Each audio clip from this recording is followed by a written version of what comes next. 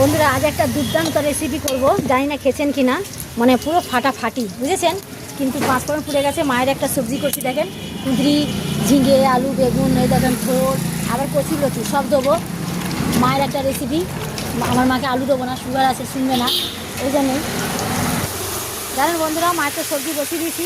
আপনারা তো জানেন মায়ের সুগার আছে, মা সবজি খেতে ভালোবাসে, মাছ মাংস খান না।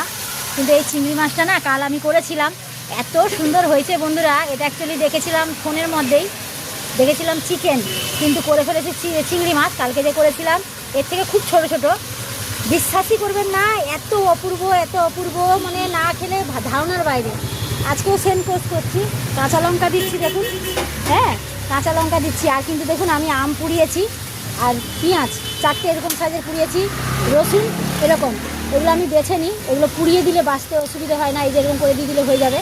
আর একটু ধনে পাতা, কাঁচা লঙ্কা দিলাম, ধনে পাতা দিলাম, একটু ভালো করে দেখতে থাকুন, এইভাবেই করবেন, দুর্দান্ত, বুঝেছেন? দিলাম। এবার এটা একটু ছাড়িয়ে আমি দিয়ে দিই, দেখাচ্ছি।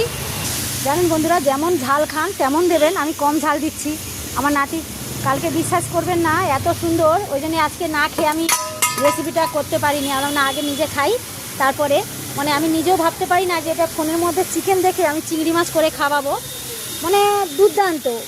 একবার করে এরকম যদি খেয়ে দেখেন না, মনে হয় না সত্যিকারে এটা কিন্তু জামাই ষষ্ঠীর স্পেশাল, মানে জামাই ষষ্ঠীর স্পেশাল হয়ে গেছে। চলুন, পুড়িয়ে নিয়েছি, ঠান্ডা হয়ে গেছে, এবার বেটে নিই, বেটে নিয়ে দেখাচ্ছি। মানে একটু তাড়াতাড়ি বেটে দাও তো। এবার চিংড়ি মাছটা না হালকা হালকা, জাস্ট হালকা ভাজবো, কেন চিংড়ি মাছ গরমের মধ্যে জানেন সেরকম থাকে। জাস্ট কড়াই দিয়ে একটুখানি নাড়িয়ে নেবো, নামিয়ে নিয়ে দেখাচ্ছি। আমি নিজেও ভাবতে পারিনি যে সত্যি ফোন থাকলে ফোনের মধ্যে অনেক কিছু শেখার থাকে, খারাপ থাকে না, ভালোও থাকে। আর এটাও আমি শিখলাম, কিন্তু এটা আমি কোনোদিন করিনি, কালকে করে খেয়েছি, আজকে আপনাদের করে দেখাচ্ছি। আপনারাও যদি করে খান তাহলে দুর্দান্ত। এবার এই সময় জামাই ষষ্ঠীটা স্পেশাল, খেয়ে করে খাওয়াবেন, ভালো না। আচ্ছা দেখেছেন, এটা কিন্তু গরম মশলা গোটা ব্যবহার করছি, তেল একটু বেশি দিয়েছি, এটা দিয়ে দিলাম।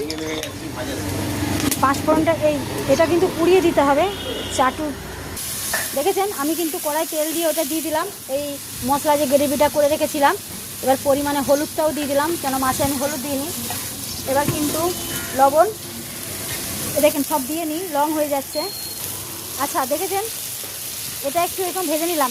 কাঁচা লঙ্কা আপনারা দেবেন কি দেবেন না সেটা আপনাদের মধ্যে, আর ঝিমা আঁচ করে কিন্তু করবেন বন্ধুরা, এত কড়া আঁচে হবে না এইটা। এবার এই যে এটা আমি একটু নাড়িয়ে নিলাম, আদা রসুন তো পোড়ানো আছে। এবার এটা আমি ধুয়ে আমি জল দেবো। আচ্ছা দেখেছেন, এটা কিন্তু আমার হয়ে গেল, তেলের উপরে চলে এসছে। এটা ভালো করে নাড়িয়ে নিয়েছি, আর একটু তেলের উপরে আসবে।